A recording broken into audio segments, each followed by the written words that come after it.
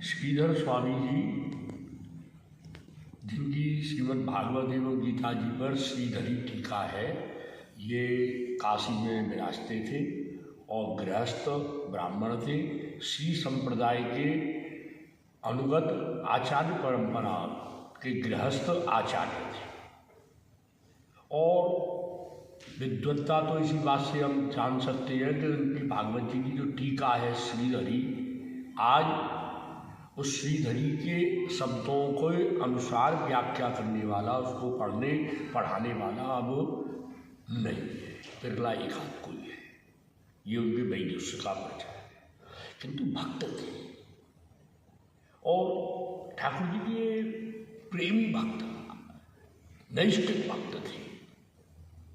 और उसमें उनके घर में निरंतर निर्धनता आती रही और श्रीधर स्वामी उस निर्धनता में बालकों को पढ़ाते हुए संतोषी वृत्ति से, जो ब्राह्मण का स्वभाव है, और उससे जीवन यापन करती रही।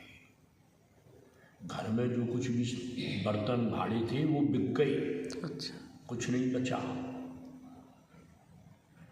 बस केवल भोजन बना लो आज का, तया बचा है।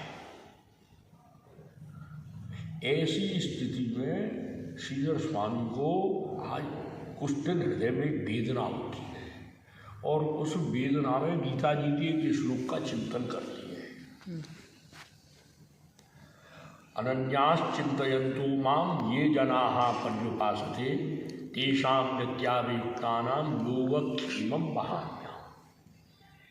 माने उसकी जरूरत की वस्तु योग भगवान को वहन करती है। उनके मन में ऐसा भाव आया कि ये श्लोक ठाकुर जी की वाणी नहीं है। अच्छा। ये गीता जी में श्री कृष्ण की उक्ति नहीं है, ये प्रक्षिप्त है। उस समय पर कोई भी जैसे अंडरलाइन करती है नहीं, लाल रंग से हरे रंग से अलग अंडरलाइन करती है, तो उस समय वो अंडरलाइन वाला सिस्टम तो था नहीं, और अक्षर को पुस्तक से मिटावे कैसे, वो सिस्टम भी नहीं था। स्याही भी ऐसी होती थी जो आज तक चल रही है।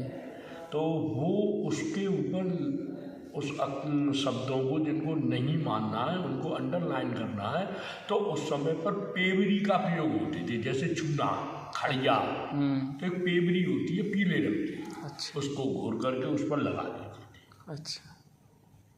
श्रीधर स्वामी ने उस पर योगक्षेमं वहाम्यहम् लगा दिया, पेवरी लगा दिया।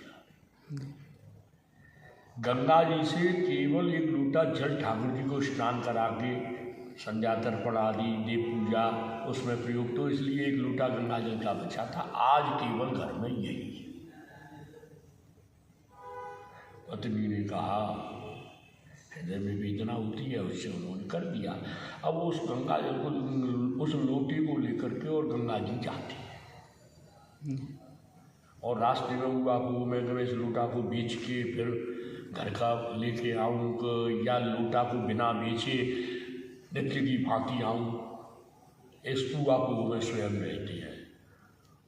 एक घटना होती है, एक बालक अपने सिर पर घी और आटा मिट्टी के कलशों में भर के, गोल कहते थे, उस गोल में भर के और घी और आटा लेकर के और श्रीधर स्वामी के घर पर आता है। और विशेषता ये थी कि उस बालक के मुंह पर एक पीला कपड़ा बंधा हुआ था। अच्छा।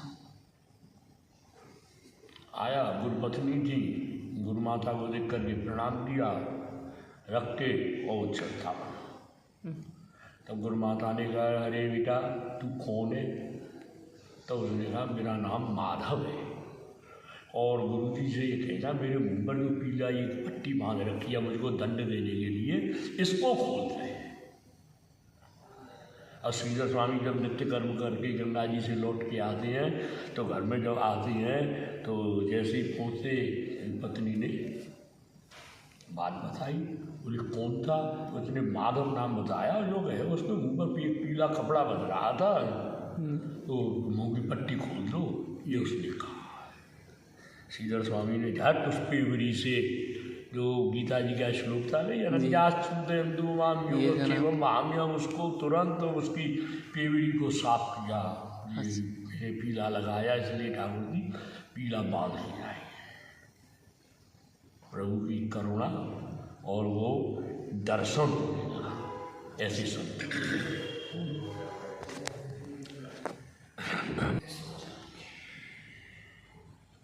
भागवत जी के वैदुष्य के विषय में तो श्रीधर स्वामी की सम्मान में यदि हम देखें तो एक प्रसंग वल्लभाचार्य जी और चैतन्य महाप्रभु जी के मिलन का प्रयाग तीर्थ पर आता है और वल्लभाचार्य जी सुबोधनी जी पर व्याख्या कर रहे थे। चैतन्य महाप्रभु जी को दर्शन कराया, किंतु किन्हीं शब्दों पर कर वल्लभाचार्य जी श्रीधर स्वामी से विपरीत थे। तो चैतन्य महाप्रभु जी ने कहा मैं इसको नहीं मानूंगा, श्रीधर स्वामी से ये जो है विपरीत है। अच्छा। श्रीधर स्वामी श्रीमद् भागवत के इस तरह से माने जाते थे। देखिए एक बहुत यहाँ सूक्ति है भागवत जी के विषय में।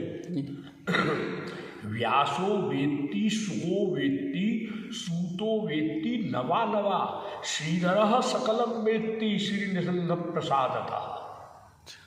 व्यासो वेत्ति भागवत जी क्या है इस बात को व्यास जी जानती है। सुगो वेत्ति सुखदेव जी जानती है भागवत जी क्या है। सूतो वेत्ति नवा नवा, सुखदेव जी से बढ़िया है भागवत जी। भागवत जी में इस बात के प्रमाण है।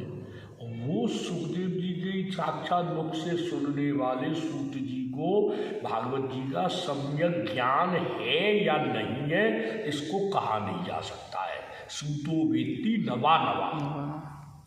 किंतु देखिए आप अग्रिम पंक्ति क्या कहती है, श्रीधर सकलम वेत्ति। भागवत जी को संपूर्ण रूप से श्रीधर स्वामी जानते हैं, श्री नृसिंह प्रसादतः। नृसिंह जी ये आराधक थे, तो नृसिंह जी की कृपा से भागवत जी में भी वंदना की है। अच्छा। नृसिंह जी